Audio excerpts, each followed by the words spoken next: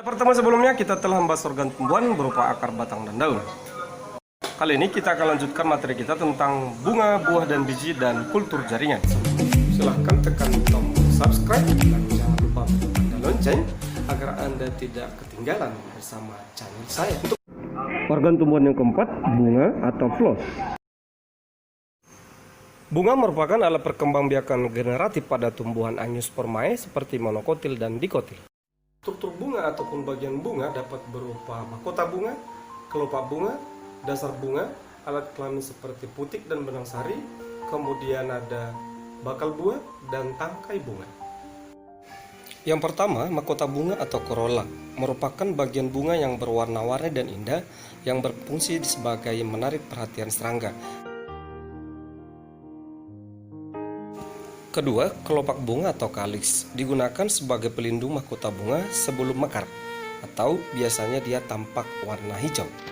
Ketiga, alat kelaminnya yang pertama berupa putik atau karpal, berada di tengah dan dikelilingi benang sari, merupakan alat kelamin betina pada bunga, terdiri dari kepala putik dan tangkai putik. Ini dia bagian-bagian putik, kepala putik atau stigma, tangkai putik atau stilus. Keempat, alat kelamin jantan disebut benang sari, di mana benang sari ini terdiri dari kepala sari, tangkai sari, dan serbuk sari. Dan biasanya kepala sari atau antera berbentuk 4 kotak-kotak. Kelima, bakal biji, tempat terjadinya nanti pembuahan dan berkembang menjadi buah. Keenam, dasar bunga merupakan tempat melekatnya mahkota bunga. Dan yang terakhir, ketujuh, tangkai bunga berfungsi untuk menopang berdirinya bunga. Klasifikasi bunga berdasarkan alat kelamin dan perhiasan bunga dibagi dua. Pertama, bunga lengkap, yakni bunga yang memiliki perhiasan bunga dan alat kelamin bunga, dan bunga tak lengkap, yakni bunga yang tidak memiliki perhiasan bunga dan kelamin bunga. Sedangkan berdasarkan kelengkapan alat kelaminnya, bunga itu dibagi menjadi bunga sempurna dan yang tidak sempurna. Bunga sempurna yakni bunga yang memiliki alat kelamin yang lengkap, di mana struktur bunga lengkap tadi dapat berupa di dalamnya mahkota bunga atau sepal, putik, kemudian ada benang sari, lalu ada kelopak bunga, kemudian ada bakal buah dan tangkai bunga. Berdasarkan sifatnya, bunga itu berupa bunga majemuk tak terbatas, misalnya kembang merak, bunga majemuk terbatas, dan bunga majemuk campuran. Berdasarkan jumlah bunga, ada namanya bunga tunggal, contoh mawar, dan bunga banyak, contohnya kembang merak. Berdasarkan tempat bunganya, ada di ujung bunga dan ada di ketiak bunga. Dan berdasarkan duduk bunga, ada yang tersebar, contohnya mawar, dan rangkaian seperti mangga majemuk, yakni bagian batangnya seperti tangkai bunga. Tipe bunga ada yang namanya bunga lengkap, bunga sempurna, bunga jantan, bunga betina. Materi kelima yaitu buah atau fructus.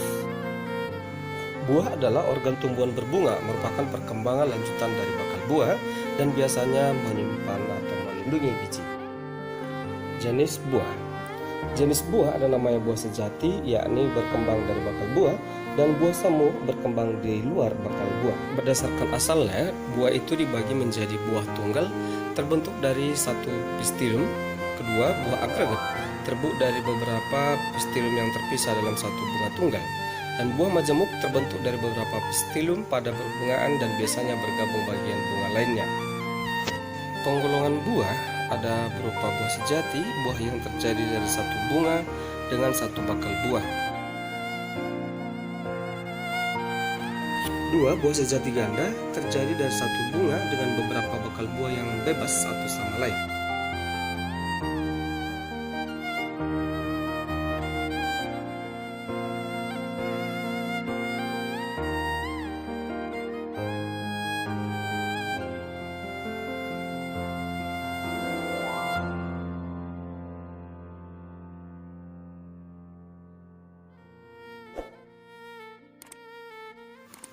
Umumnya bagian buah terluar ada namanya epikap, tengah mesokap, dan bagian dalam endokap, di mana tiga-tiganya termasuk bagian perikap. Keenam, biji atau semen. Biji berkembang dari ovulum atau bakal biji berisi embrio dan cadang makanan atau endosperm serta mengalami masa dormansi. Coba lihat posisi biji di dalam buah berikut.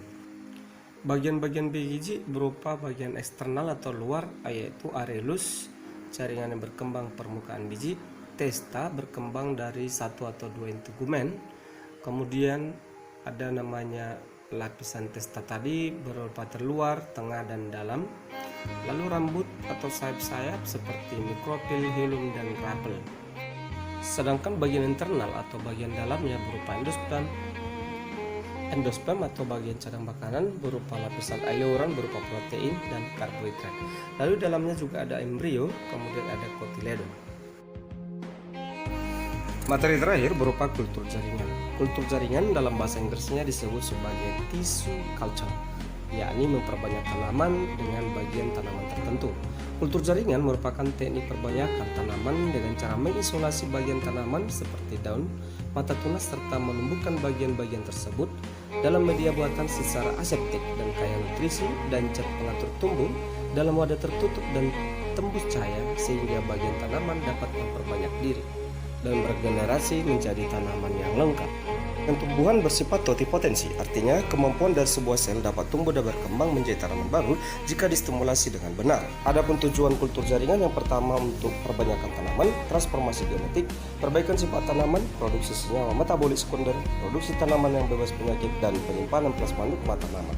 Adapun jenis kultur jaringan seperti kultur meristem, kultur antar atau beransari, kultur embrio, kultur protoplasma, kultur polen, kultur haploid, kultur kalus, kultur biji, dan tahapan-tahapan kultur jaringan. Yang pertama sterilisasi, 2 pembuatan media, 3 inisiasi, 4 multiplikasi, 5 pengakaran, dan 6 aklimatisasi. Tahapan yang pertama sterilisasi. Sterilisasi yang dimaksud dapat berupa sterilisasi ruangan, sterilisasi peralatan, dan sterilisasi eksplan atau bahan yang akan digunakan. Tahapan kedua berupa pembuatan media. Adapun yang menjadi persiapannya berupa perencanaan media tanaman, kemudian persiapan ataupun stok daripada lantan tumbuh atau jenis pupuk yang digunakan, lalu mencampurkan semua bahan, sterilisasi media tanaman, dan metode penyimpanan.